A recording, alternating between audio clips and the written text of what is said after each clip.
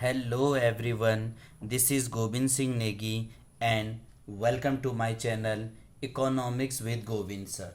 So student, today we are going to discuss the important subtopics of macroeconomics is impact of excess demand. In last video we have deeply explained the meaning of excess demand. Excess demand क्या होता है, inflation क्या होता है, उसके क्या क्या कारण हैं, ये हमने आपको अपनी प्रीवियस वीडियो में ऑलरेडी डिस्कस कराया है।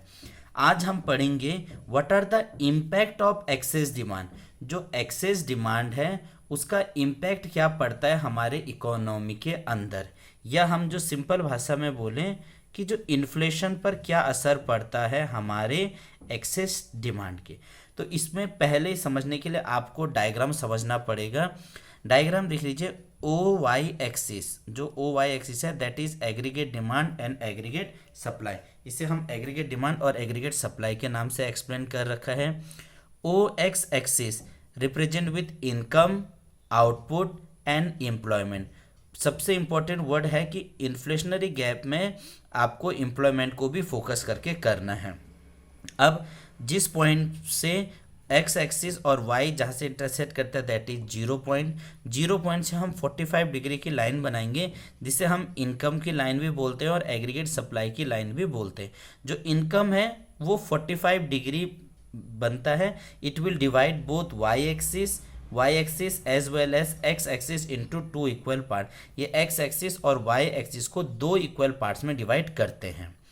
अब ये हो गया हमारा सी का मतलब कंजप्शन। मिनिमम हम जो कंजप्शन करते हैं that is represent with C bar, that is sometime known as autonomous consumption.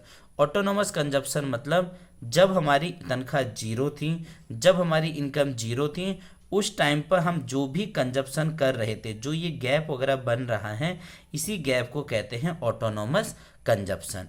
तो ऑटोनोमस कंजप्शन से जैसे जैसे इनकम बढ़ते गया हमारी कंजप्शन भी बढ़ते गया और हमारी डिमांड भी बढ़ते गया। तो इसे सी भी बोल रखा है और एडी के नाम से भी बोल रखा है। अब क्या हो रहा है, इन्फ्लेशन की सिचुएशन क्या था, जब हमारा एडी और एएस बराबर है that is called full employment. अब हमारा एडी एएस वैसे ही है, एडी बढ़ गया, डिमांड हमारी बढ़ गई, तो एस एडी से क्या हो गया, एडी 1 बन गया। तो जो हमारा एडी की लाइन थी या जो हमारी कंजप्शन की लाइन थी अब ये बढ़कर ऊपर की तरफ शिफ्ट हो गया। तो जो ये ऊपर की तरफ शिफ्ट हुआ और जिस पॉइंट पर एडी 1 और एएस दोनों इंटरसेक्ट हो गए, यानी ये वाला पॉइंट, इसको हमने E1 नाम दिया। जहाँ पर एडी और एएस इंटरसेक्ट हो रहे थे that point is known as a equilibrium point, और इसे हमने क्या बोला था, फुल एम्प्लॉयमेंट पॉइंट के नाम से रिप्रेजेंट कर रखा था। फुल एम्प्लॉयमेंट वो सिचुएशन है कि अब हमारे पास ज़्यादा प्रोडक्शन करने की पॉसिबिलिटी नहीं बच रखी है, तो उससे हमने क्या बोल दिया था, फुल एम्प्लॉयमेंट। अब क्या हुआ, हमारा कंजप्शन या एग्रीगेट डिमांड बढ़ गया है, जो ये गैप क्रिएट हो रहा है that gap is known as a inflationary gap या इन्फ्लेशन या एक्सेस डिमांड। देश के अंदर इतनी ज़्यादा डिमांड हो गई, हमारे पास इतना सप्लाई था, अब हमें इतना सप्लाई करना पड़ रहा है, लेकिन सप्लाई कहाँ से करेंगे जब हमारे पास डिमांड होंगे। डिमांड तो हो रहे हैं लेकिन सप्लाई ही नहीं हो पा रहा है। तो ये पॉइंट हो गया हमारा फुल एम्प्लॉयमेंट, और जो ये गैप बन जा रहा है कहीं कहीं पर इसे ओवर फुल एम्प्लॉयमेंट के नाम से भी लिखा हुआ है। अब आते हैं कि इसका इम्पैक्ट क्या पड़ता है एक्सेस डिमांड का हमारे इकोनॉमी के अंदर, क्या क्या इसका असर होगा हमारे इकोनॉमी में। तो हमने इसे 3 कैटेगरी में बांट रखा है। First one is a price. Way price क्या होगा, देश के अंदर डिमांड ज़्यादा है और चीज़ों की सप्लाई नहीं है, यानी डिमांड ज़्यादा कर रहे हैं, डिमांड ज़्यादा कर रहे हैं यानी लोगों के पास क्या है, पैसा ज़्यादा है। तो पैसा ज़्यादा और चीज़ें नहीं हैं, तो हम क्या होता है, चीज़ों के नॉर्मल चीज़ों के दाम भी बढ़ जाते हैं, चीज़ें अब हमें क्या महंगा मिलना शुरू हो जाता है। तो जो हमारा प्राइस है वो क्या हो जाता है, राइस हो जाता है, प्राइस क्या हो जाता है, बढ़ जाता है। इन्फ्लेशन के सिचुएशन पे महंगाई बढ़ जाती है। महंगाई कब बढ़ती है, जब हमारे क्या होता है, प्राइस दाम बढ़ रहा होता है। सेकेंड वन इज इनकम और आउटपुट पर क्या असर पड़ता है। देखो प्रोडक्शन तो कुछ हो ही नहीं रहा है, प्रोडक्शन जितना था उतना ही है, यानी आउटपुट तो हमारा कुछ हो ही नहीं रहा है, नो चेंज, आउटपुट में कोई चेंजेस नहीं हो रहा। जब आउटपुट पे चेंजेस नहीं हो रहा है तो लोगों की हम तनख्वाह क्यों बढ़ाए, जितना प्रोडक्शन कर रहे थे अब प्रोडक्शन उतना ही होगा। क्यों, क्योंकि इकोनॉमी हमारा किसके अंदर है, फुल एम्प्लॉयमेंट के अंदर है। फुल एम्प्लॉयमेंट वो सिचुएशन है कि अब हमारे पास कोई पॉसिबिलिटी नहीं है फर्दर प्रोडक्शन करने के लिए। तो हम क्या बोलते हैं, हमारे इनकम में भी कोई चेंजेस नहीं होता है और हमारे आउटपुट में भी कोई चेंजेस नहीं मिल रहा है देखने को। तो इनकम और आउटपुट में नो चेंजेस, या sometime we will called as a constant. Now third that is a employment. Employment मतलब रोजगार पे क्या असर होगा। जब प्रोडक्शन तो उतना ही है, डिमांड ज़्यादा हो रहा है, हम प्रोडक्शन और नहीं कर सकते हैं, हमने फुल एम्प्लॉयमेंट दे दिया, हर किसी बंदे को एम्प्लॉयमेंट दे रखा है, जितना people are willing and able and get the work, full situation वाला बन रहा है। तो जब हम प्रोडक्शन ही ज़्यादा नहीं हो रहा है, इनकम ज़्यादा ही नहीं हो रहा है, तो हम नौकरी पे क्यों रखेंगे। जब हमने किसी को नौकरी पे नहीं रखा तो हमने क्या बोला, नो चेंज, या हम इसे बोल सकते हैं कि जो हमारी इनकम है वो कांस्टेंट रह गया है। तो हमारा याद रखना, प्राइस तो बढ़ जाता है, इनकम और आउटपुट भी कांस्टेंट रहेगा और एम्प्लॉयमेंट भी कांस्टेंट रहेगा। तो आप ये समझ सकते हैं कि जो हमारा ओ एक्स एक्सिस है, इनकम, आउटपुट और एम्प्लॉयमेंट, तीनों के तीनों क्या होते हैं, कांस्टेंट रहता है। और यहाँ पर से हम चीज़ों के जनरली प्राइस क्या कर सकते हैं, बढ़ा सकते हैं। तो ये हो गया हमारा एक्सेस डिमांड के असर क्या क्या होता है। अब हम टॉपिक को और थोड़ा डीप में ले जाते हैं कि ये इन्फ्लेशन कितने टाइप्स के होते हैं। महंगाई तो हमने बोल रखा है, लेकिन महंगाई को भी हमने अलग अलग टाइप्स के अंदर से इसको डिफाइन कर रखा है। तो पहला हमने बोला on the basis of speed, speed के हिसाब से हमने इन्फ्लेशन को बांटा हुआ है। Second one on the basis of causation, मतलब क्या क्या कारण हो सकते हैं इन्फ्लेशन के, और इसके अलावा भी और भी कारण है जिसे हम अदर फैक्टर बोल सकते हैं। नॉर्मली आप जो स्पीड के हिसाब से 4 टाइप्स और 5 टाइप्स हमने डिफाइन कर रखा है। First one is a creeping inflation. Creeping मतलब आपने देखा होगा ना, जब छोटा बच्चा होता है वो कोहनी के बल पर चलता है, घुटने के बल पर चलता है, यानी वो छोटा है।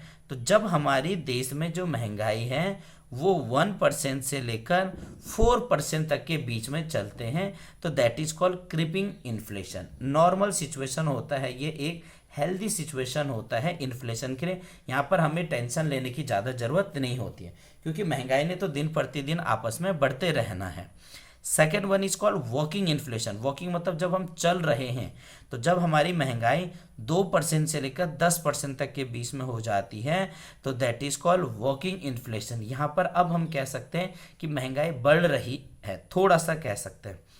Third one is called running inflation. Running inflation, जब इन्फ्लेशन 10% से लेकर 20% महंगाई बढ़ती है, किसी चीज़ का दाम इस साल 100 रुपया है और उस पर 20% की महंगाई बन गया, तो अगले बार इसका दाम 120 रुपया हो जाता है। ये 2025 में इसका दाम 100 रुपया था और 2026 में 120 हो गया, यानी महंगाई बहुत तेज़ी से बढ़ रहा है, उसे बोलते हैं हम रनिंग इन्फ्लेशन। उसके बाद अगला आता है गैलोपिंग। गैलोपिंग का मतलब होगा जब इन्फ्लेशन हमारा 20% से लेकर 1000 के बीच में चल रहा होता है। ये सबसे वर्स्ट कंडीशन होता है जब महंगाई की पूरी मार आम पीपल पर पड़ता है, इकोनॉमी डिसबैलेंस हो जाती है, that is called galloping inflation. और एक ऐसा इन्फ्लेशन है that is called hyper inflation, जिसे कंट्रोल नहीं कर सकते। गवर्नमेंट को बहुत सारी पॉलिसी लाना पड़ता है, गवर्नमेंट फिस्कल पॉलिसी भी लेके आएगी, आरबीआई द्वारा मॉनेटरी पॉलिसी भी लेके आएंगे, पीपल को भी अवेयर वगैरह करना पड़ेगा। तो इस प्रकार की जो इन्फ्लेशन चलता है, जो किसी भी देश के लिए बहुत हानिकारक रहता है, that is called hyper inflation. Hyper मतलब बहुत ज़्यादा हो गया, हम कभी कभी बोलते हैं ना उसको बहुत हाइपर गुस्सा आ रखा है, यानी जो बहुत ज़्यादा है, जो बॉर्डर लेस है, उसको कंट्रोल नहीं किया जा सकता, और कंट्रोल करेंगे भी तो बहुत टाइम लग जाएगा, that is called hyper inflation. Now move for the second one. अब आता है कॉज के हिसाब से। First one is called demand pull inflation. Demand pull inflation का मतलब है टू मच मनी, जब लोगों के पास पैसा बहुत ज़्यादा रहता है और बाजार में चीज़ों के दाम, बाजार में चीज़ें कम है, लोग के पास पैसा है, वो क्या करे, चीज़ों की डिमांड बढ़ा रहे हैं, जितने भी महंगा कर रहे हैं वो खरीदने को तैयार है। जब खरीदने को तैयार है, उनके पास पैसा है, जैसा हमने बोला गोल्ड, जैसा हमने बोला डायमंड, लोगों के पास पैसा है लेकिन ये चीज़ें क्या है, कम है, तो इनके दाम को बहुत ज़्यादा बढ़ा दिया जाता है ताकि लोग खरीदे ना, लेकिन लोग फिर भी खरीद रहा होता है, तो उसे बोलते हैं डिमांड पुल इन्फ्लेशन। जब मांग ज़्यादा हो जाती है पूर्ति के हिसाब से, यानी लोगों के पास जब ज़्यादा पैसा है, वो चीज़ों को किसी भी रेट पर कंज्यूम करना चाहते हैं, that is called demand pull inflation. Second one is called cost push inflation. Cost push inflation मतलब सपोज मान लो कोई चीज़ है, एक्स वाला चीज़ है, हमने बोला एक्स वाला चीज़ है, हमने इसका सपोज मान लो इसको रखा पेन, इसका दाम रखा पेन। अब पेन में क्या हुआ, जब ये पेन बन रहा है तो इसमें लेबर चार्जेस भी लग रहा है, इलेक्ट्रिसिटी भी लग रहा है, मैन्युफैक्चरिंग कॉस्ट भी लग रहा है, रॉ मटेरियल वगैरह भी लग रहा है, ट्रांसपोर्टेशन वगैरह भी लग रहा है, बैंकिंग चार्जेस भी लग रहा है, शिपिंग चार्जेस भी लग रहा है। ऐसे जब इंटरनल चीज़ों से कंपनी के दाम बढ़ते हैं, यानी कल के दिन अगर लेबर बोल दे साहब हमारी तनख्वाह वगैरह बढ़ा दो, तो साहब ने हमारी तनख्वाह बढ़ा देंगे तो उसका असर किस पर, चीज़ों पर पड़ेगा। बिजली का बिल ज़्यादा आने लग गया या पानी का बिल ज़्यादा आने लग गया, तो इसकी वजह से जब चीज़ों के दाम को बढ़ा दिया जाता है, चीज़ों के दाम को बढ़ा दिया गया है, उसे हम बोलते हैं कॉस्ट पुश इन्फ्लेशन। कॉस्ट मतलब जो मैन्युफैक्चर हो रहा है, जो चीज़ें बन रही हैं, उससे हम बोलेंगे कॉस्ट। कॉस्ट अगर महंगा हो गया तो चीज़ें महंगा मिलेगा और इससे हमारे देश के अंदर और ज़्यादा महंगाई भी बन जाता है।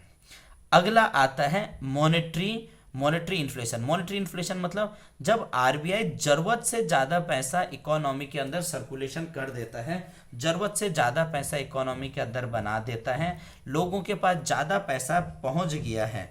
अब मान लो हमने बोला 100 लोग हैं और 100 ही नोट बना के रखा हुआ है, 100 लोग हैं, 100 नोट बनाए थे, कोई दिक्कत नहीं, लेकिन लोग हमारे पास 100 है और नोट आपने बना दिया 200, यानी अब हर बंदे के पास 2-2 नोट होंगे, तो 2-2 नोट होंगे तो वो ज़्यादा खर्चा करेगा। तो उस प्रकार के इन्फ्लेशन को बोलते हैं मॉनेटरी इन्फ्लेशन। वो महंगाई जिसमें आरबीआई का रोल ज़्यादा हो जाता है, आरबीआई चीज़ों की ज़्यादा करेंसी को इकोनॉमी के अंदर सर्कुलेट कर देता है, that is called monetary inflation.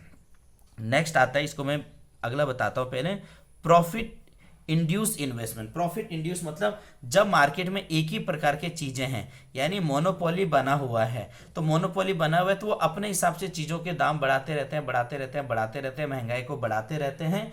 उस प्रकार को जब प्रॉफिट के हिसाब से ये चीज़ें चलती हैं, that is called profit induced investment, profit induce inflation. और ये खास तौर पर मोनोपोली वाले सिचुएशन पे आता है। जैसे मान लो पहले एक ही हवाई जहाज था, तो एक ही कंपनी का हवाई जहाज था, तो उन्होंने टिकट का दाम चाहे 10,000 रखे चाहे 5,000 रखें, वो बढ़ा देते थे। तो जब बाजार में एक ही प्रोडक्ट रहता है, एक ही गुड्स रहता है, एक ही कंपनियां वगैरह रहती हैं, सेम टाइम्स के प्रोडक्ट, अलग अलग प्रोडक्शन नहीं हो पाता है, तो वो अपने हिसाब से चीज़ों के दाम को बढ़ा देते हैं, that is called profit induced investment. अगला आता है स्ट्रक्चरल इन्फ्लेशन।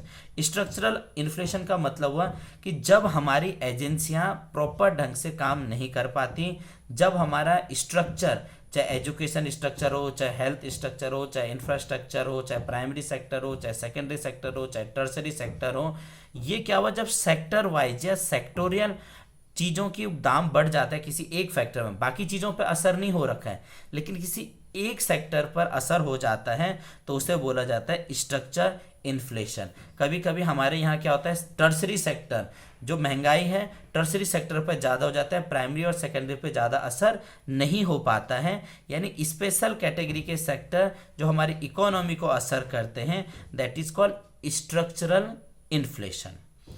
अगला आता है हेडलाइन इन्फ्लेशन। हेडलाइन इन्फ्लेशन का मतलब हो गया कि सपोज मान लो हम बाजार में गए हैं, बाजार में हमने एक सामान खरीदा, वहाँ पर सामान खरीदने के दाम पता चला ये 100 रुपये का पड़ रखा है। अब क्या हुआ, इस 100 रुपये में अगले बार भी जब हम ये सामान लेने जाएंगे तो इसका दाम 130 रुपये हो गया, तो 130 रुपये हो गया, तो यानी ओवरऑल जब हम मिला के देखेंगे इसमें कुछ ऐसा होगा, किसी चीज़ का इन्फ्लेशन बहुत ज़्यादा हो रखा होगा, किसी चीज़ में इन्फ्लेशन कम हो रखा होगा। तो जब हम एक एवरेज मिला देते कि भैया पहले जो चीज़ 100 रुपये की मिलती थी इतने सारी चीज़ें, अब वो मुझे 130 रुपये की मिल रही है, यानी अब मेरे को ज़्यादा में मिल रहा है, इस प्रकार के इन्फ्लेशन को बोलते हैं हेडलाइन इन्फ्लेशन। सबका एक एवरेज मिला के बोल दिया है, इस एवरेज के हिसाब से इसका कैलकुलेशन चलेगा, that is called headline inflation. And next one is a core inflation. Core का मतलब हुआ कि अब हम इस हेडलाइन के अंदर देखेंगे कि भैया कौन से वाले चीज़ें ज़्यादा महंगाई हो रखी है, कौन सी चीज़ें ज़्यादा, जो हमारे लग्जरियस वाली चीज़ें हैं वही ज़्यादा महंगे होते हैं, जो बेसिक रिक्वायरमेंट की चीज़ें होते हैं, हमारे खाने पीने चीज़ की, पेट्रोल डीजल वगैरह चीज़ें की, स्कूल फीस वगैरह, रेंट वगैरह, ये चीज़ें नहीं होते, लेकिन कार वगैरह ज़्यादा महंगा हो जाता है, गोल्ड वगैरह ज़्यादा महंगा हो जाता है। तो यानी इस बास्केट के अंदर भी जो बहुत सारे चीजें हैं, उन चीजों में भी हम देखेंगे कौन कौन सा चीजों का दाम स्पेशल बढ़ रहा है, कौन कौन सा कोर एलिमेंट्स हैं जिसके दाम ज्यादा बढ़ रहे हैं, उसे हम बोलते हैं कोर इन्फ्लेशन, उसे हम बोलते हैं कोर इन्फ्लेशन। अब कुछ और टाइप्स के इन्फ्लेशन है जिसे हम अदर इन्फ्लेशन के अंदर डालते हैं, जैसा रिफ्लेक्शन। रिफ्लेक्शन का मतलब है कि सपोज मान लो हमारी इकोनॉमी क्या हो गई है, रुक गई है, स्लो डाउन हो गया है, उसके बाद हमने अपनी इकोनॉमी दोबारा बूस्ट अप कर रहे हैं।